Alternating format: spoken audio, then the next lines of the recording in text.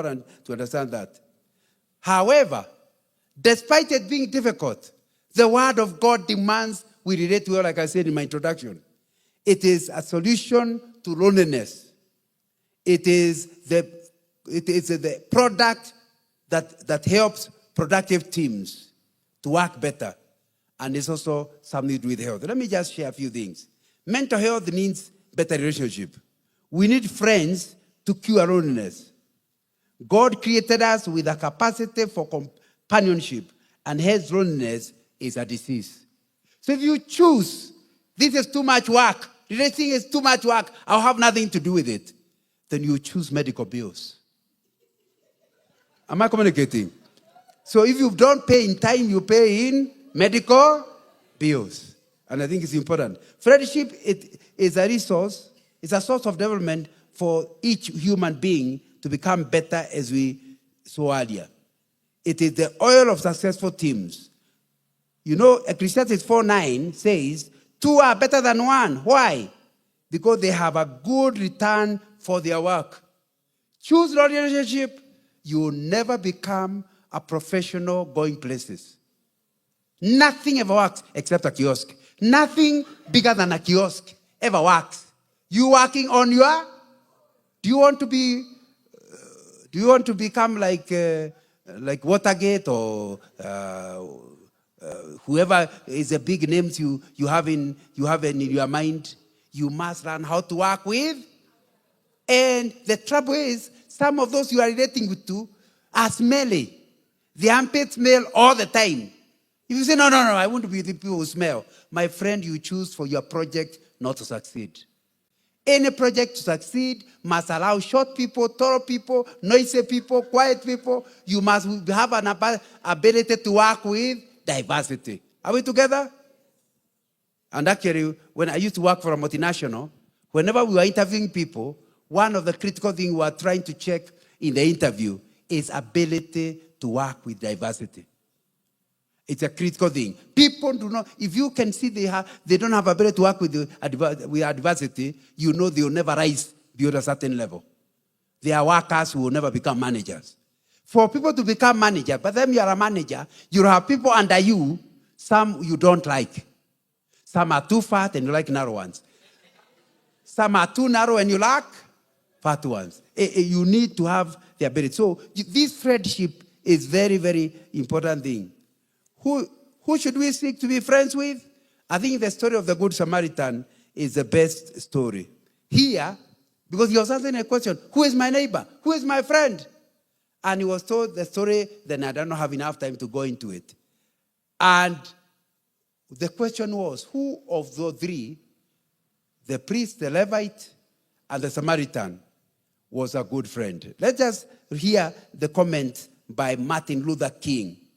Martin Luther King said, and I quote, and you know, it's possible that the priest and the Levite looked over that man, the man who is hurt on the road, on the ground, and wondered if the robbers were still around.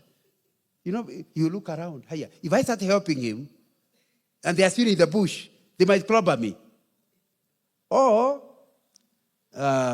it's possible that they felt that the man on the ground was merely faking it. He is not sick. He's just pretending to be sick. Remember, they left. Those are the arguments going through their mind. And he was acting like he had been robbed and hurt in order to save them over there, lure them there for quick and easy surgery. In other words, he is also a robber, pretending to be beaten up, so that you start working on him, and the real robbers come. That's according to Martin Luther King. Then he goes on to say, and so, the first question that the priest asked, the first question the Levite asked was, if I stop to help this man, what will happen to me? The Good Samaritan changed the question and asked, if I don't help the man, what will happen to him? Can you see friendship? Friendship is not about what will happen to me, but what will happen to the other person. So we are saying, who should you target? Anybody who needs your help. And many people, deep relationships start when they notice you care about them. If you don't care about my need, I'm unlikely to become your friend. Are we together? Yeah. You see a girl where everybody is making fun of her. She is so thin, even a fly will knock her. That's the way people are talking. Then another girl comes and says, my sister, God made you thin. If they have a quarrel, let them quarrel with God. What do you think you will feel? This is a true friend, isn't it? And a relationship will begin there. A good relationship always begins not when you talk about yourself, but when you talk about the other. And to befriend someone, you must make him feel close to you. He must be so trusted that he is free to speak his mind without any risk of losing the treasured friendship. This new friend you are befriending, they must trust you. The currency of friendship is trust. And if you don't know how to be trusted, you don't know how to be friends. If I tell you my story, then I hear it from Wanjiku, and I know you are the only one I told, that's not the beginning of the end of the friendship. It's actually the end. Nobody would be friends with somebody they cannot trust. And yet, some of those stories are so juicy. How can you keep them to yourself? So, if you have ability to hold the juicy story, and the friends realizes you have not told the story, you have deepened your friendship. Are you getting the picture? And it's true about marriage. If you want your spouse to be open to you, be trusted about what they told you in advance. Are we together? And that's very critical for you to understand. This is especially important when you are relating with the senior and junior people and want them to be friends. You know, and I don't have enough time to go to this because I want to take a bit of time talking about marriage also. Communication must be between a person you want to be friends with, must show respect. And my book on friendship argues there are 3 words which they are in a conversation. They are words that encourage friendship. The first one is I'm sorry. Like my book argues, if you go to somebody and you are so interested in them, you don't want to hurt them, then you say or do something that hurts them. Your first thing is to say sorry. And the word is not to say, it's to be and say. Am I communicating? You know, especially if you are captured, you are brought up by good parents, you know how to say sorry. That doesn't help. Because I'll soon tell you said sorry, but you meant I'm not sorry. So the critical thing is not saying you are sorry, but being sorry and then saying I'm sorry. In other words, you are so important to me. How could I have said something like that? You are so critical. You are so important. That's the meaning of the word sorry. And once people see you as being sorry, even if you have done something wrong to them, it does not affect your relationship. They understand to err is human. Are we together? But when they think you cannot be trusted, you are not really interested in them, a small heart, and there's no forgiveness. Am I communicating? So if you want deep relationship, you must be and say sorry. Not sorry after there is proof. In fact, sometimes you said something innocently. You just said, you know, fat people can be a problem. But you thought your friend is not fat. So you are talking about fat people. Then they thought you meant they are fat. Your intention was not to hurt them, but they are hurt. So you are not sorry. You are not saying sorry because you meant evil, but because evil came out of it. Am I communicating? But a lot of people who don't want friendship give proof what's wrong. They are being childish. I was not talking about them. That's the way to kill your friendship. Am I communicating? The important thing is not that you meant to hurt, but the important thing is the person is hurt. Number 2, the word I put there is the word please. That's a very dangerous word to use. Please. Because please means stand up, please. It means it's okay even if you don't want to stand, just sit. That's the meaning of please. Please is giving the person not to obey you. Give me food, please, means it's okay even if you don't give me food. Some of you will stop using the word. But when you relate with the people, where they realize you do not make demands on them, you have no spirit of entitlement, that for you, it's good if you get help, but the relationship will still go on even if you don't get the help. What happens? The opposite. They want to help you because they enjoy that relationship. Am I communicating? So if you want friendship, you must learn not to have the spirit of entitlement. So whenever you want a friend to do something, always be and say, please. And that's important. Thirdly, is the word thank you. A lot of people can't say thank you. You know, I'm married to you, like I've been married to Rebecca for more than 45 years. She gives me food. Why do you say thank you? What our wife saw. Now, you need to understand. You need to understand that's the way to kill your relationship. Because the moment I understand you are taking me for granted, you know that word? Anybody you take for granted, you are announcing the beginning of the end of the friendship. For friendship to work, you must show that you treat others with importance. Anyway, let me talk about relationship that end up in marriage. You know, first of all, I want to say, please do not start a relationship towards marriage for wrong reasons. There are a lot of people who want to be married for wrong reasons. Why? Because if you marry for the wrong reasons, you end up with a marriage that's going to be painful.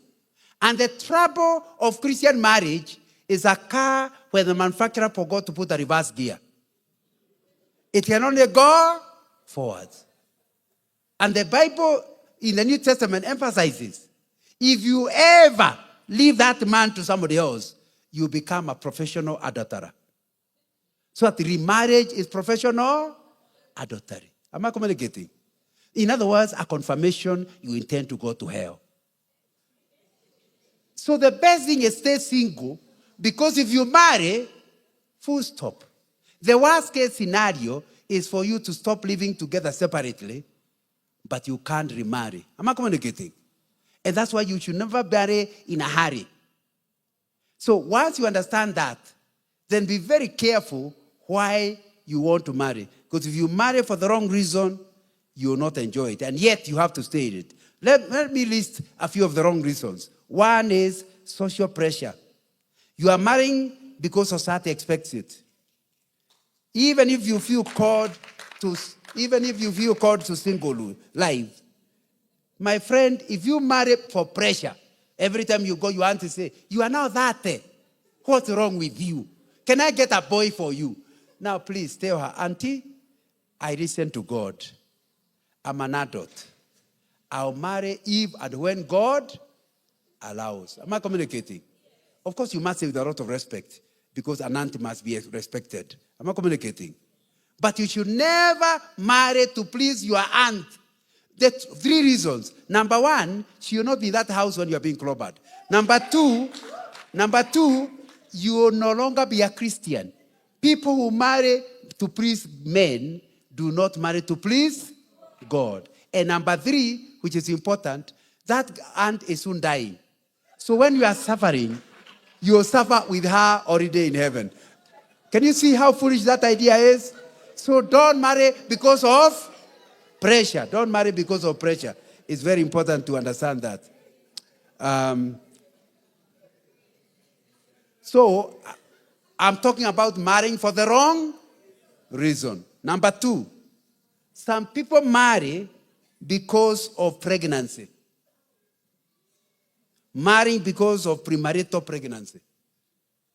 This becomes a forced marriage, since Mary, you feel obliged to marry her out of pity, not out of love, leading to feelings of being trapped and hating the other person who is innocent. And that's why it's so important never to sleep with a boy, I'm talking to girls, until after the wedding day. Because the trouble is, if you sleep with her 1 week to the time, and you discover, no, 1 week is too short, 1 month to the time, and you discover you are pregnant, you feel now you must marry him. So finally, when you are married, you ask, did I marry him because of the pregnancy or because I loved him? But if you got to the wedding day, where even when the pastor asks you, do you want to marry this girl? You have the freedom to say yes or? But if she is pregnant, my brother, are you able to say no? Unless you're a crook. It will be, you know you are responsible for the baby. And you do not want the baby, your baby to be a chokora. Am I communicating? Can you see every marriage where the girl is pregnant before the wedding is forced marriage? And it's important to understand that a lot of it later in marriage, people keep feeling like, Atieno was better. I don't know that accident. It was only one night and she got pregnant. My real interests were in Atieno. And then Atieno is becoming more and more beautiful. And you are suffering every night. Now you need to understand relationships that sex before the wedding day is a sign of foolishness. As a boy, you sleep, you feel nice for 3 minutes to suffer for the rest of your life. Is that clever? Boys, is that clever? Yeah. And some of the girls will deliberately trap you. They know they are likely to be pregnant, so they'll ask you, they'll tempt you at that time. You sleep with her, she is pregnant, she thought you have Wambari, not sure. He says, I'm now pregnant. In other words, where will you go? I have trapped you. But you are foolish enough to have agreed to sleep with her before the wedding day. Boys, are you getting how foolish that can be? Yeah. 3 minutes pleasure, first of all, gets you to hell. Not just hell in hell, but hell in marriage. It's a very important thing to understand. Another reason people marry, they marry so that their children can carry their name. In other words, I am the only son of my father.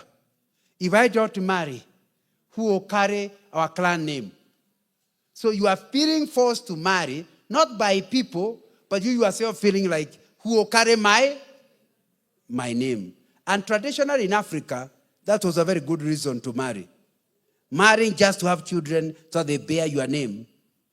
So you are no longer looking for a friend to marry. You are looking for a childbearing machine. And the trouble with buying machines is like you buy a phone, it's wonderful, only later to see a better phone. Am I communicating? You get a childbearing machine, then for 3 years, it's not bearing. Can that marriage last? No. Because it was not marriage out of love and companionship. It was a childbearing machine. Then it's not producing the children. Alternatively, it produces the children quickly. Boy, girl. Within a short time, you have them. Why would you stay with a woman after that? You no longer need any more children. And a lot of marriages in their old age are suffering because you are tied up to a relationship that was because you wanted children. Children came and then they have even left home. Those are wrong reasons for marrying. Let me tell you what I have read. There's a guy called Paul whom we talk about today. Did he ever marry? Do you still remember him? Can you see how foolish it is to marry just so that your name is remembered? There was a guy called Okukudeja. Ever heard of him? Okukudeja was very famous a few years ago. He had, 100 children. My brother can remind me that it was in the newspaper. But today, when you ask people in this room, they have no idea who Okukudeja was at all. I think he's dead by now. Now, you need to understand, you cannot, let me tell you something worse. My grandfather lived to be 100 and something. The other day, I asked one of the great-grandchildren, my aunt's daughter's son, why did you not go to come to see your great-grandfather? He said, but surely I have a grandfather and a grandmother. Why would I be interested in those old people? And I thought, I didn't know, I thought I would be rude, so I decided not to talk beyond that. He had no interest in the grandmother of the mother. Here, my grandfather is so old, but the great-grandchildren do not care about him. So if you want to be remembered, and you are even being forgotten when you are still alive, can you? So you need to understand that's not a good reason for marriage. Let me give you more names. Carrie Francis, the second headmaster of Alliance High School. Everybody in the generation that are in their 80s and 90s, whenever they write biography, they talk about Carrie Francis. And even you, I'm sure you have heard of Carrie Francis. Am I right? You haven't? Then you don't read. Carrie Francis, in fact, when I was in my primary school, he is the one who wrote the mathematics book. It was called Mathematics by Carrie Francis. And it's important to understand that he has been remembered for a long time, yet he never got married. Never got married. What about Mother Teresa? Did she ever get a husband? Do we know about her? I can go on. I hope you start understanding marrying so that you are remembered, and yet you'll be forgotten when you are still alive. It's wrong. If you want to be remembered, serve the Lord.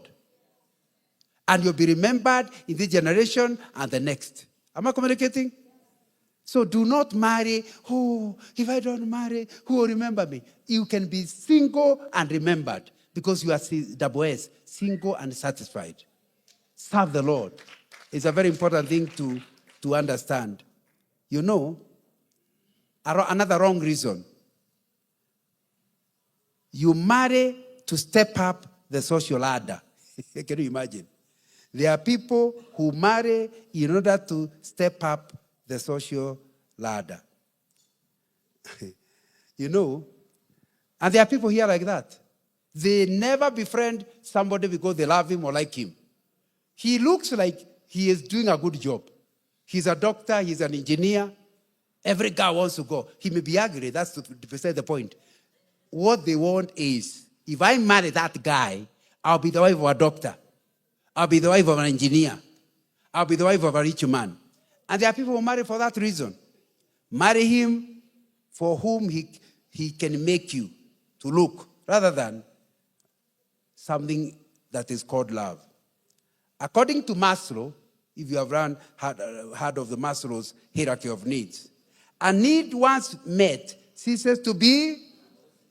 So you will marry me because I'm an engineer. After some time, you now are living with an engineer. No longer motivates. Is that marriage likely to last? No.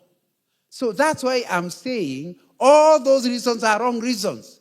The only reason you should marry is for companionship.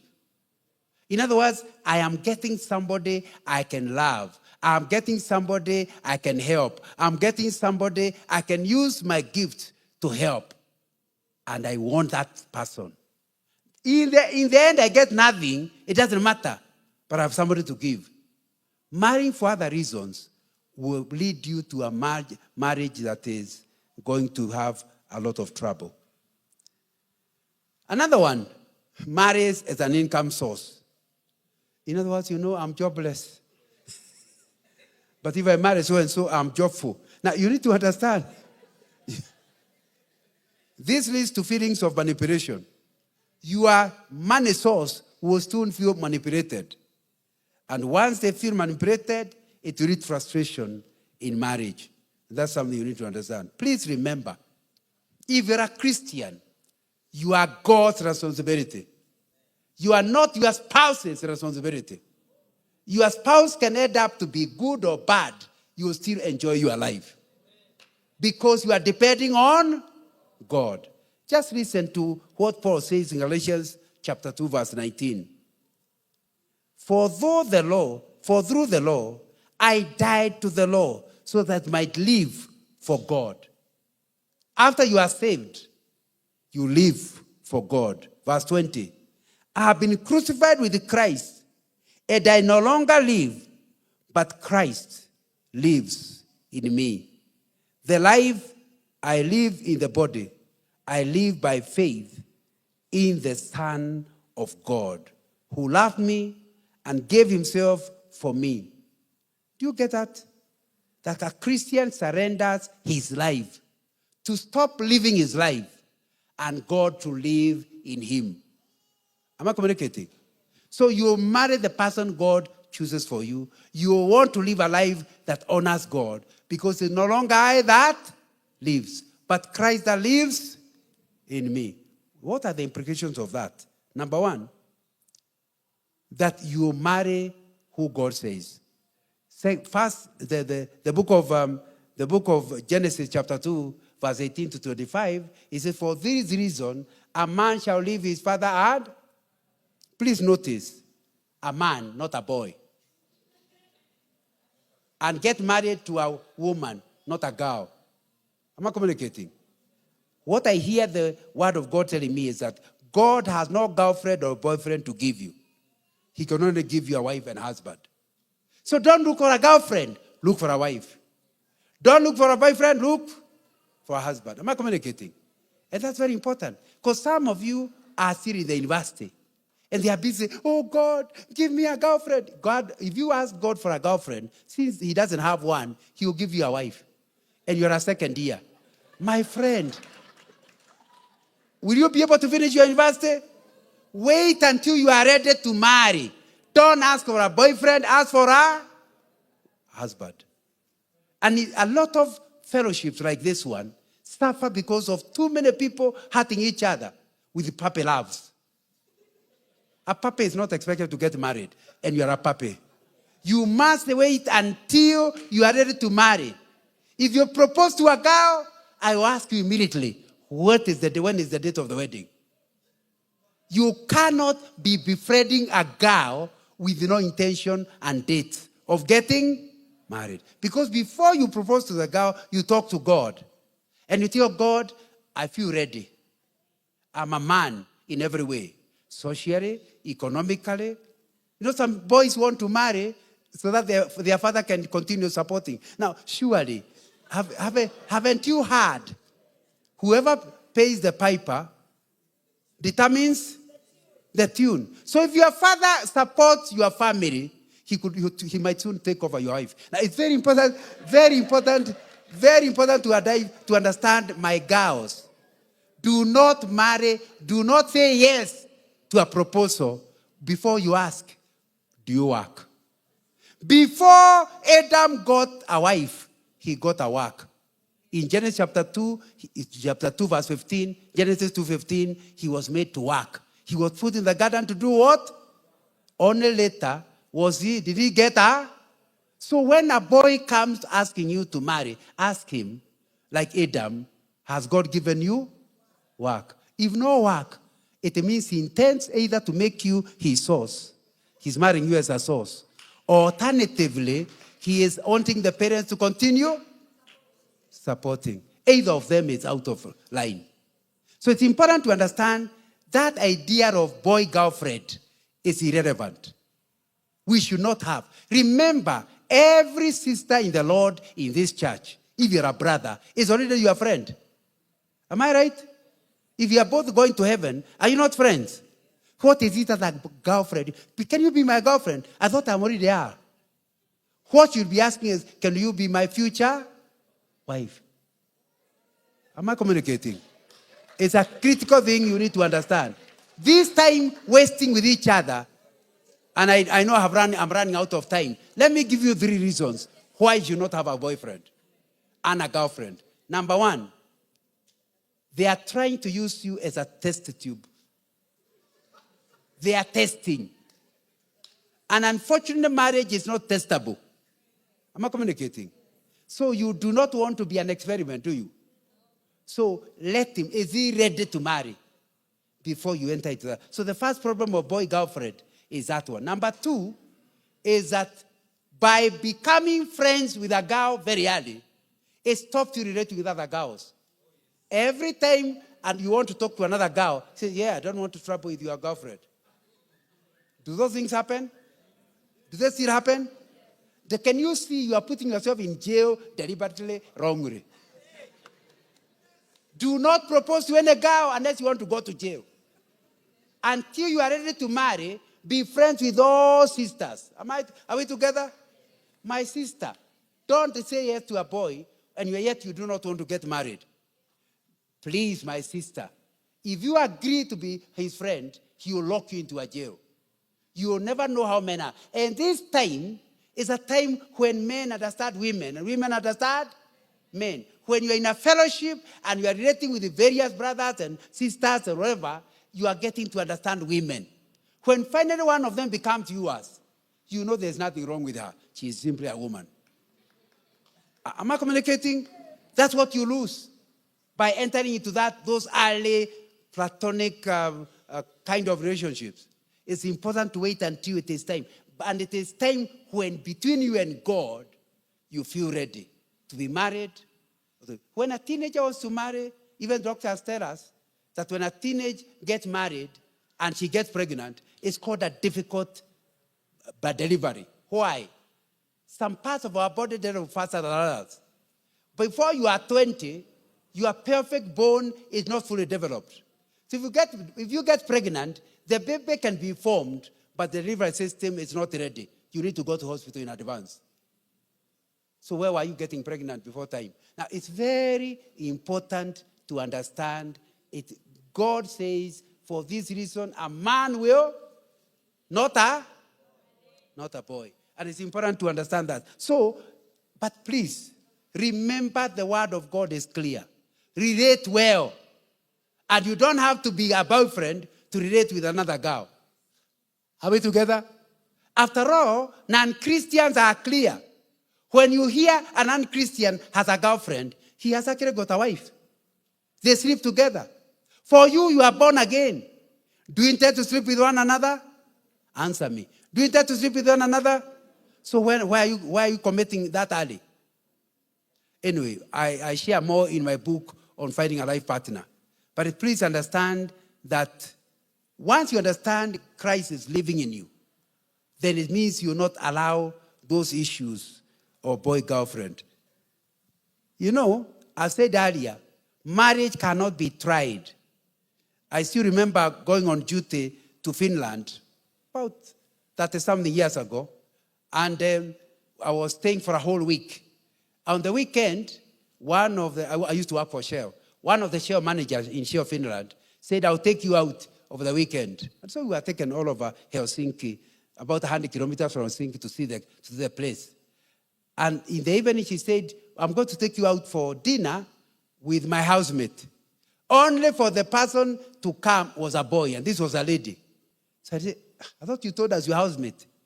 So on Monday, I asked her, you told us housemate. How come you came with a man? He said, you don't know this.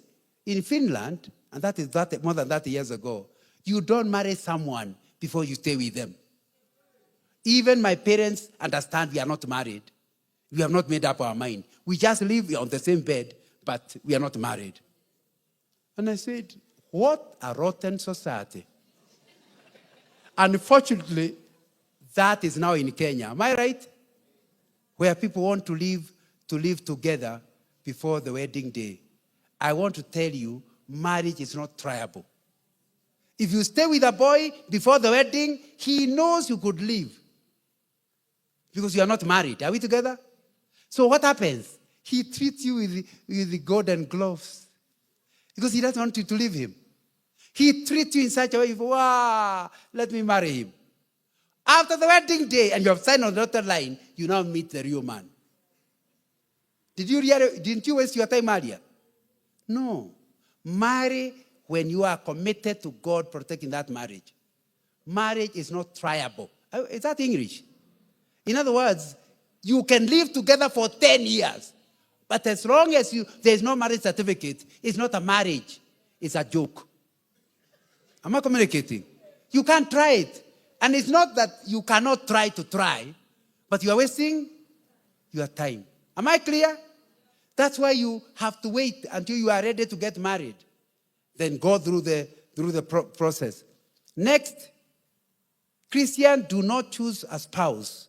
They only find God's choice. Once you choose Christ as Lord, in other words, you get saved, you lose all other choices, including choice of life partner. If he is your Lord, Jesus, you follow his choice. And that's why in my book, the other day somebody criticized me and said, why did you put a title, Finding a Life Partner? Should have called it Choosing a Life Partner. And I said, I can't start that as a Christian. The day I gave my life to the Lord, around 60 years ago, from then onwards, I lost all choice. The career I take, I have to ask the Lord. The Rebecca, to marry Rebecca, I have to ask the Lord. Up to now, in my retirement, I depend on God's choice. Are we together? So if you are the one to choose a life partner, it's a way of saying you are not born again. If you are born again, the question you ask, God, who do you want me to marry? Your desire may be the fat one, but it's leading to the thin one. If you truly are God's child, you will not marry the fat one. You will marry the thin one. But surely, the fat one was better.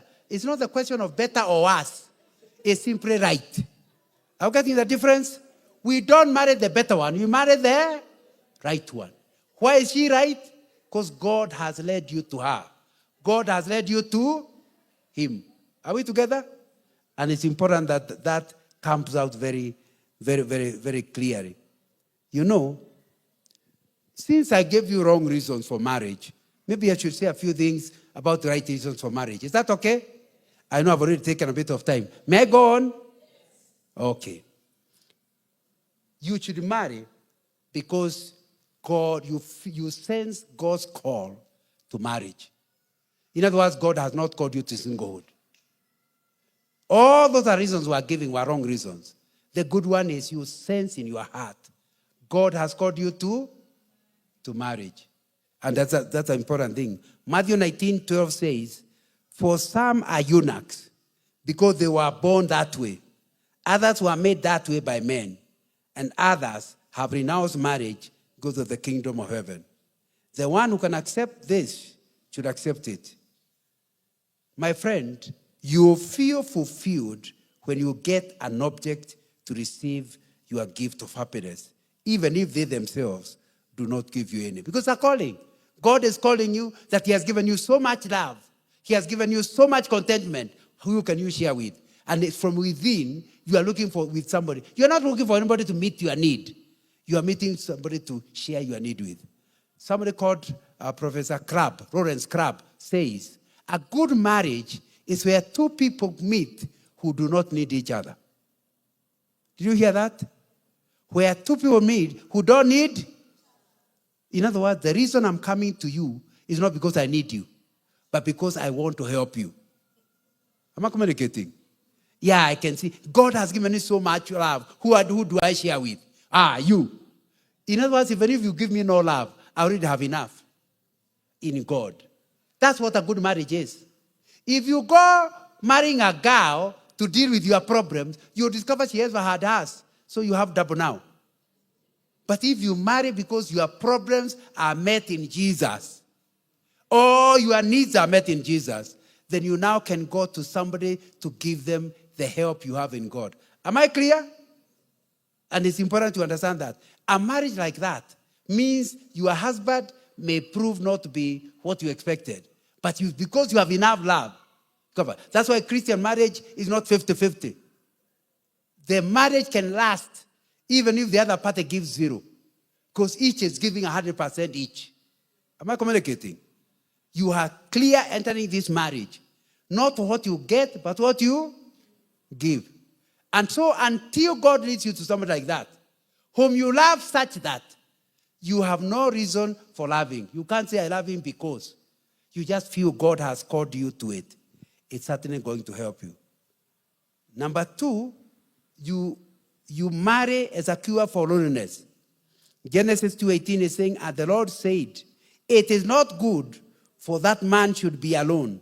I'll make him a helper comparable to him. What are we really saying? Enjoy giving company even if the other party may not be the best company.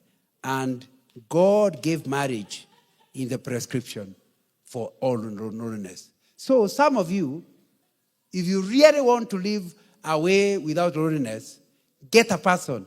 He may be rich, he may be poor, he may be fat, he may be narrow, he may be beautiful or ugly. That's irrelevant. After all, you need to understand the person you marry, you can't see with your naked eyes. So inside an ugly person may be a beautiful soul. Inside a beautiful girl may be the demons. Am I communicating? That's why you should never marry because of what you see. Because the person is living. In other words, what you are seeing is not John Nganga. It's the body of John Nganga. Am I communicating? That's why sometimes you see a girl, you look at the man he married and say, was she blind? How could she marry such an ugly man?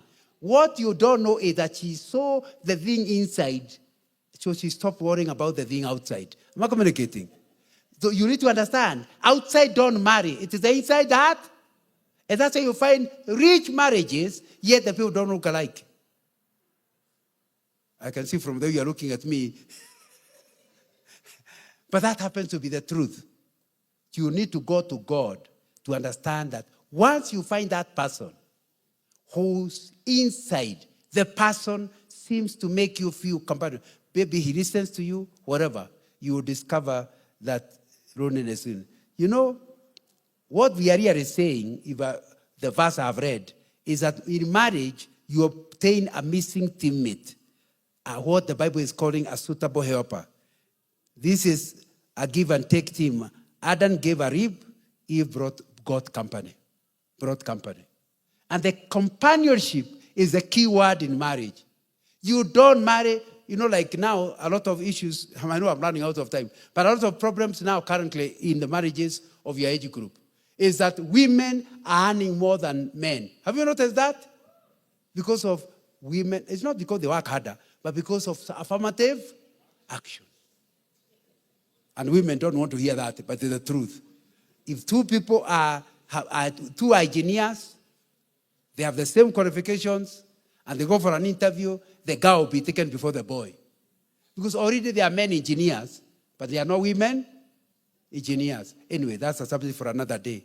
But the question is, if you married a man for him to look after you, then he's earning less salary. Is there hope for that marriage? No. A lot of marriages are suffering because somebody cheated men that they are the only one who can earn. Then they married a woman who is getting promotions on a continuous basis. Initially, it started with the same salary. Now she is earning double his. And it's subject, we need to deal with that subject on another day. How do you handle the empowered woman? So the other day, I'm talking to men, I wrote a book, The Christian Man. One chapter says how to handle the empowered wife. What do you do when your wife becomes an ambassador and you can only go with her to become a houseman? Should that destroy your marriage? Should they destroy your marriage? Yeah, of course, if you are foolish enough, it will. It's very, very important to understand you need a marriage where even if the wife earns more, it will not destroy your marriage. A lot of men, actually, once the wife starts doing better, they start harassing the woman. In fact, in Kenya, most of the successful women are divorcees. Have you noted that? And they say, it's because the man was stopping me going. All right, kick him away. My brother, why do you have to be kicked away? Just allow her to continue succeeding. To the glory of God. But the trouble is some of these women, somebody cheated them, you marry because of income. So the moment they start earning more, they start being rude. Have you heard of that, those kind of women? Foolish women. It's very important to understand you did not marry, you married to bring the incomes together, but you never told God which income should be higher or lower. Am I communicating? So if God gives you more money, it's still our money, isn't it? Does it matter? You know, the other day, the reason I wrote that book, that chapter, is because I was invited to that topic in Sitam Kitengera men's meeting. How do you handle such women? And I know they were calling me because I don't have a PhD, and my wife is a PhD. So they wonder, how do you relate with her? Of course, when we married, we both had 1 degree. Then she got 3. But you see, in the bedroom, the PhD doesn't visit. Am I communicating? Our relationship is on friendship and companionship. Am I communicating? Similarly, because she was a teacher, she's been a lecturer for many years, and they don't earn as much. My salary kept going up until it was more than double hers. That did not affect our marriage. Why? The salary slip did not come to the bedroom. Am I communicating? So you need to understand, marry for right reasons, and I have to finish, but marry for the right reasons, and that will certainly be of help. You know, you marry with the intention of bringing happiness to your spouse. Deuteronomy 24 verse 5 says, if a man has recently married, he must not be sent to war or have any other duty laid on him for 1 year. He is to be free to stay at home and bring happiness to the wife he has married. Just listen to Ecclesiastes chapter 9, verse 9. Enjoy the life with your wife, whom you love, all the days of this meaningless life that God has given you under the sun, all your married days. For this is your lot in life and your toilsome labor under the sun. I think I've been talking about that. You marry in order to give happiness. Not to receive happiness, but give happiness. You know, people normally go for 1 or 2 weeks honeymoon. The law in Israel was, honeymoon had needed to be how long? 1 year. So that the man can understand the reason you married is to make the woman happy. And it's important. Anyway, I have to finish. But I think the notes can be sent. Do you have a WhatsApp group? Yeah, so the notes will be sent there. And then you need, I think last time I came, I gave you my line, where you can text me so that we can discuss this a little further. But I would still encourage you to go to the bookshop, Scripture in a bookshop here at Hurlingham, and try to see whether you can pick the books to get the rest of the material. I finish with this. 4 things. Number 1, God created us with a need to relate with one another. And you must seek to relate with others, not for marriage, but just so that you are natural. Relationship is natural. Number 2, that you need to relate with others. That way you are able to spread the Spirit's gift in your life. So you must look for a way of relating with others. Number 3, if you want to get into marriage, don't do so unless God has called you to marriage. And do so for a good reason. Number 4, if you're already in marriage, it's one-way traffic. They forgot to put roundabouts. You have to keep going. The next roundabout is called? The next roundabout is called? Death. Enter into marriage to stay, irrespective of what you find in it. Lord, this is a long subject, but a very important subject. My prayer is that you help each one who has listened, either married or unmarried, to hear your voice and make his relationships better and be the source of an encouragement to many people because he has heard this message. She has heard this message. In Jesus' name we pray.